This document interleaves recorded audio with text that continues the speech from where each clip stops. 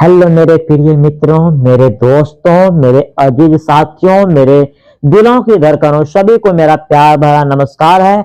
और आपके भगवान तुल्य माता पिता को मेरा प्रणाम है। तो मेरे प्यारे दोस्तों, आज हम लोग एक नए एपिसोड में चलेंगे।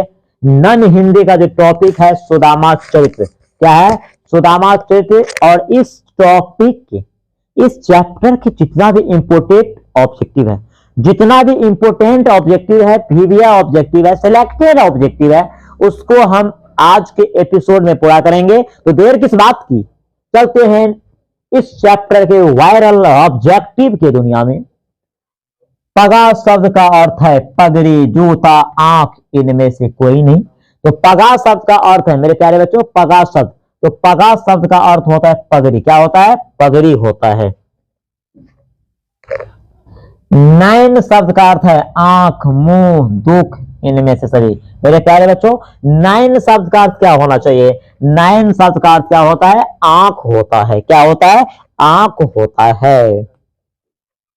जाल शब्द का अर्थ है, जाल शब्द का अर्थ जन्म, समूह, पानी, इनमें से कोई नहीं। मेरे प्यारे बच्चों, जाल शब्द का अर्थ होता है, जाल शब्द का जो अर्थ होता है वह समूह होता है। क्या होता है? जाल शब्द का क्या होता है मेरे प्यारे बच्चों? समूह होता है। बिहाल शब्द का अर्थ है बेहाल, बहुत, कम, ज्यादा। बिहाल, बिहाल शब्द का अर्थ क्या होना चाहिए? तो बिहाल शब्द का अर्थ होता है मेरे प्यारे बच्चों बेहाल होता है। कंटक शब्द का अर्थ होता है बाधा, कांटा, दोनों, इनमें से कोई नहीं। कंटक, कंटक शब्द का अर्थ क्या होता है? कंटक शब्द का जो अर्थ होता है वह बाधा भी होता है, कांटा भी होता है। इसलिए आपको ऑप्शन नंबर सी दोनों होना चाहिए।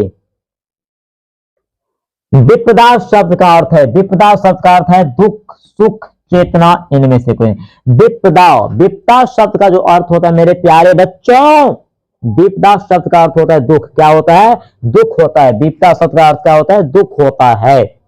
चलिए एक नए क्वेश्चन की ओर। सुदामा चरित्र किस भाषा में लिखी गई है? अवधी, ब्रजभाषा, मगही, इनमें से कोई नहीं। सुदामा चरित्र किस भाषा में लिखी गई है मेरे प्यारे बच्चों? किस भाषा में? तो ब्रज भाषा में। किस भाषा में मेरे प्यारे बच्चों?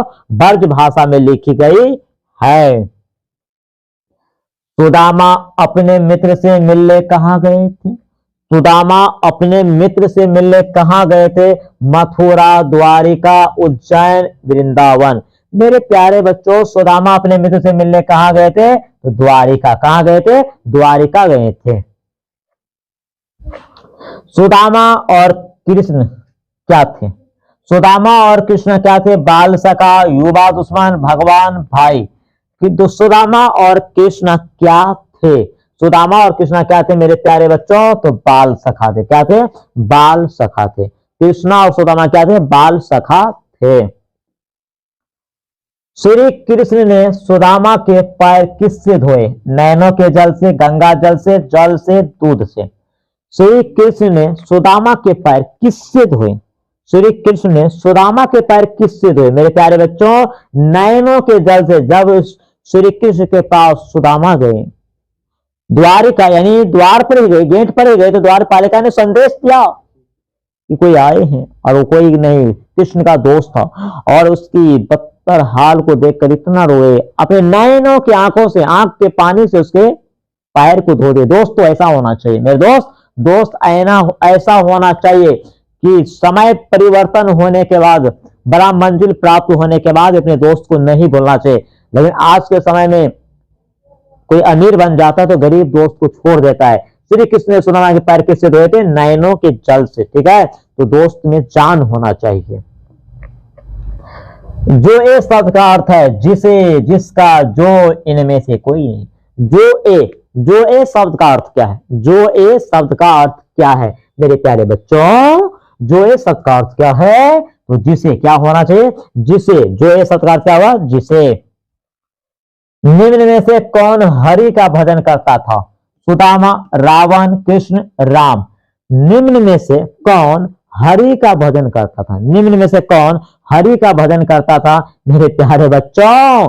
कौन हरि का भजन करता था? सुदामा। कौन? सुदामा करता था। और आज हम लोग क्या पढ़ रहे हैं? सुदामा चरित्र। इसमें कृष्ण और सुदामा के बाल सखा यानी बचपन के दोस्ती के बारे में वर्णन किए गए हैं। और दोस्ती शब्द बहुत ही खतरनाक शब्द है। यदि आपको एक अच्छे दोस्त मिल गया तो जीवन संवर गया, और यदि आपको थोड़ा नापाक दोस्त मिल गया तो जीवन बिखर गया। तो दोस्त को होना बहुत जरूरी है। कहते हैं अच्छे मंजिल पाने के लिए एक दोस्त की जरूरत होती है, और बेहतर मंजिल पाने के, उससे भी बेहतर मंजिल पाने के लिए एक दुश्मन का भी जरूरत होती है। तो दोस्त जो है एक बेहतरीन होना चाहिए। आपके लाइफ के बारे में सोचिए, आपका पार्टनर ऐसा होना चाहिए जो आपको समझ सके। भिक्षा मांगकर भोजन करता था, भिक्षा मांगकर भोजन करता था कृष्ण, सुदामा, बीरबल, इनमें से कोई नहीं। भिक्षा मांगकर कौन भोजन करता था? तो सुदामा करता था। यानी भीख मांगकर, भिक्षा मांगकर भोजन करने का प्रवृत्ति इसमें से किसको था? सुदामा। ये इतना गरीब था, इतना दरिद्र हो गया था कि भिक्षा मांगकर ये भोजन करते थे। सुदामा की पत्नी उसे कहां जाने के लिए विवश कर दिया? सुदामा की पत्नी उसे कहां जाने के लिए विवश कर दिया? कृष्णा के पास, राम के पास, गुरु के पास, इनमें से कोई नहीं। सुदामा की पत्नी उसे कहां जाने के लिए विवश कर दिया? कहां जाने के लिए? कृष्ण के पास, राम के पास, गुरु के पास, इनमें से कोई नहीं। तो मेरे प्यारे बच्चों, सुदामा के जो पत्नी थे उसे पता चला कि मेरे पति का बचपन का दोस्त कृष्ण है, बचपन का दोस्त कृष्ण है, जो भी द्वारका का राजा है, उसके पास जाने के लिए विवश कर दिए। तो कृष्ण के पास जाने के लिए विवश कर दिए। सुदामा की पत्नी उसे कहां जाने के लिए विवश कर दिए? कृष्ण के पास। अभिरामा शब्द का अर्थ है दुख, आंख, बोला, मोहक। अभिरामा, अभिरामा शब्द का अर्थ क्या होता है मेरे प्यारे बच्चों? अभिरामा शब्द का अर्थ क्या होता है? तो अभिरामा शब्द का अर्थ होता है मोहक। क्या होता है? अभिरामा शब्द का अर्थ क्या होता है? मोहक होता है। तो ऑप्शन नंबर डी होगा आपको। आही शब्द का अर्थ होगा तुम, था, हो, है। आही, आही शब्द का अर्थ क्या होगा? आही, आही शब्द का अर्थ होता है। आही शब्द का अर्थ क्या होगा? है। ये ब्रज भाषा के शब्द हैं, तो आही शब्द का अर्थ क्या होगा? है। जाल शब्द का अर्थ है जिसे समूह, कठोर, बेहाल। जाल, जाल शब्द का अर्थ है, ध्यान देंगे, जाल शब्द का अर्थ क्या है? जाल शब्द का जो अर्थ है वह क्या होता है? जाल शब्द का अर्थ क्या होता है मेरे प्यारे बच्चों? क्या होगा? तो जाल शब्द का अर्थ आपको समूह हो जाएगा। क्या हो जाएगा? समूह हो जाएगा। सुदामा चरित्र कविता का लेखक है दिनकर, सुभद्रा कुमारी चौहान, नरोत्तम दास, इनमें से कोई नहीं। सुदामा चरित्र कविता का लेखक है, सुदामा चरित्र कविता का लेखक है, तो वह कौन है? नरोत्तम दास है। कौन है मेरे प्यारे बच्चों? नरोत्तम दास।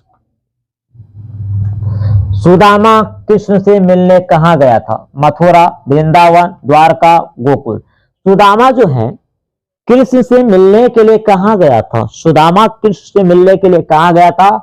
तो वह गया था द्वारका। कहां गया था? द्वारका। क्योंकि द्वारका का राजा कौन थे? श्री कृष्ण भगवान थे। तो अपने दोस्त से मिलने के लिए गए थे, और पत्नी ने इसे इस तरह से विवश कर दिया कि जाओ सुदामा जाओ, और उसे भेज दिया कहां? द्वारका। गुरु माता ने सुदामा को क्या दिया था? फल, चना, भात, मिठाई। गुरु माता ने सुदामा को क्या दिया था? गुरु माता, गुरु माता ने सुदामा को क्या दिया था? क्या दिया था? गुरु माता ने सुदामा को क्या दिया था? तो मेरे प्यारे बच्चों क्या दिया था? चना दिया था। क्या दिया था? चना दिया था। सुदामा ने कांख में किस वस्तु की पोटली छिपाई हुई थी? रुपयों की, मिठाइयों की, मेवों की, चावलों की। सुदामा की पत्नी उसे कृष्ण भगवान के लिए एक भेंट के रूप में, सनेश के रूप में, संदेश के रूप में चावल दिया था। क्या दिया था? चावल दिया था। सुदामा ने कहा कि किस वस्तु की पोटली छुपाई थी? चावलों की। ये चावल, चावल जो है ना, चावल का पोटली दिया था सुदामा को। आने वाले के सर पर क्या नहीं है? टोपी, पगड़ी, बाल, गमछा।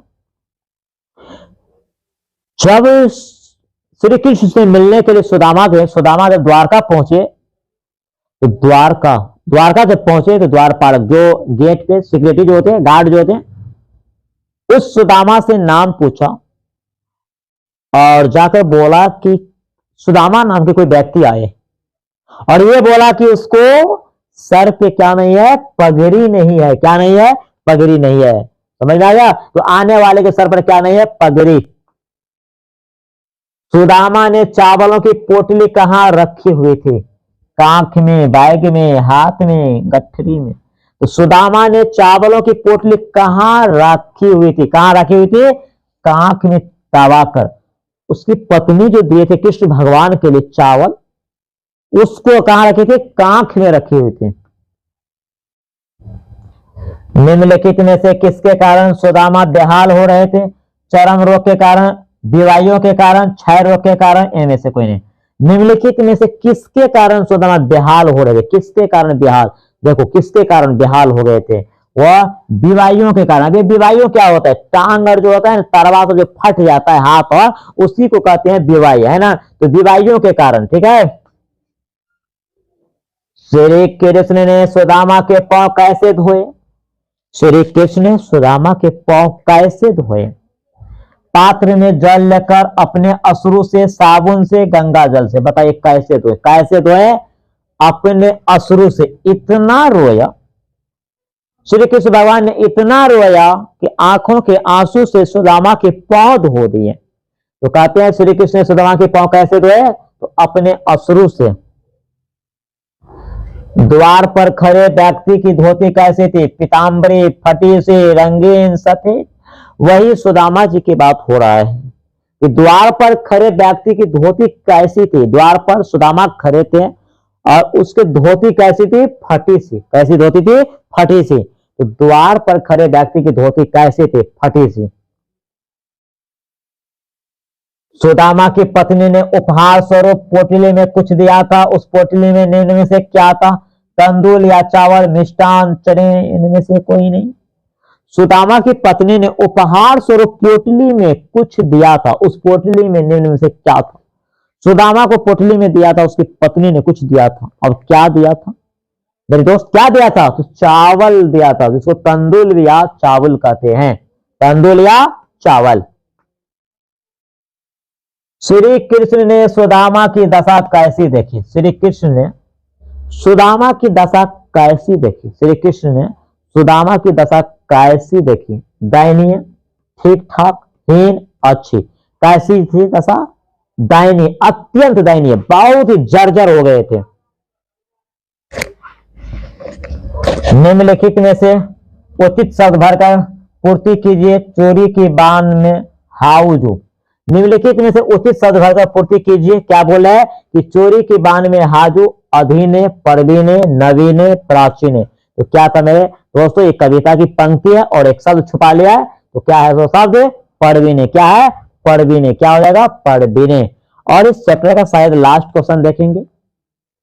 सुदामा किससे मिलने द्वारका जा रहे थे? अपने गुरु के मिलने जा रहे थे, गुरु से, अपने पत्नी के पास, अपने मित्र के पास, शहर के दोस्त के पास। सुदामा किससे मिलने द्वारका जा रहे थे? अपने गुरु से, अपनी पत्नी के पास, अपने मित्र के पास, शहर के दोस्त के पास। तो मेरे प्यारे बच्चों, किसके पास? अपने मित्र के पास। किसके पास? अपने मित्र के पास। सुदामा चरित्र के अंतर्गत शायद जितने भी सिलेक्टेड क्वेश्चन थे हम लोगों ने देख लिए। यहां पर द एंड होता है। और यह चैप्टर जो है नरोत्तम दास के द्वारा लिखा गया है, सुदामा चरित्र। इसमें इस कविता के अंतर्गत ब्रज भाषा में नरोत्तम दास ने सुदामा और कृष्ण के बचपन का दोस्ती, बाल सखा जिसको कहते, उसके बारे में मार्मिक ढंग से वर्णन किए हैं। और कहते हैं कि समय का यह चक्र है, कृष्ण आगे चल के द्वारका का राजा हो जाते हैं और सुदामा जो है एक दाने दाने के लिए तड़पने लगे। जब सुदामा के पत्नी को यह पता चला कि मेरे पति का दोस्त है द्वारका के राजा श्री कृष्ण, तब सुदामा के पत्नी ने अपने पति को इतना जिद किया, इतना विवश कर दिया, मजबूर कर दिया कि नहीं, आप चाहिए अपने दोस्त के पास, हमें उम्मीद है कि आपके दोस्त आपको मदद करेंगे। और एक इतना मदद, इतना इतना विवश कर दिया जाने के लिए, सुदामा तैयार हो गया जाने के लिए। और उसकी पत्नी, संस्कारी पत्नी, सुशील पत्नी, अपने पति को श्री कृष्ण के लिए उपहार के रूप में चावल दिया अपने पति को। और वो चावल बेचारे लास्ट टाइम के हमारे कांख में चाप कर लेकर गए। जब द्वार पर पहुंचे, द्वारका के द्वार पर पहुंचे, तो उसके द्वारपाल सब, सिक्योरिटी सब, गार्ड लोग उनके जाने नहीं दिया। बोला आप कृष्ण भगवान से बोलिए कि आपका बचपन का दोस्त सुदामा आए हैं। जब द्वारपाल ने श्री कृष्ण के पास पहुंचकर बोले कि आपसे मिलने के लिए कोई दरवाजा पे आए हैं, द्वार पे आए, और वो अपना नाम सुदामा बता रहे हैं।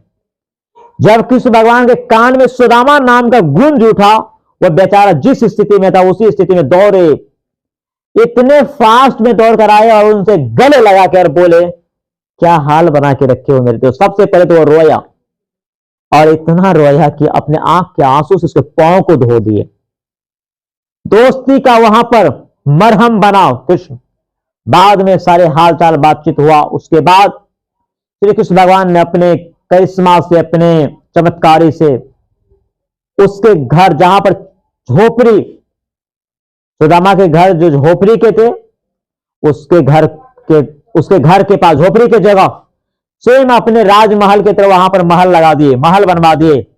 जब द्वारपाल सुदामा ने द्वारपाल यानी द्वारिका से जब वापस लौटे अपने गांव, तो जब अपने घर के पास पहुंचे तो उसको आश्चर्यचकित हुआ हो गया कि यार हम तो पुनः द्वारका तो नहीं लौट गए, क्योंकि द्वारका यानी कृष्ण भगवान के महल और सुदामा का महल दोनों सेम लग रहा था।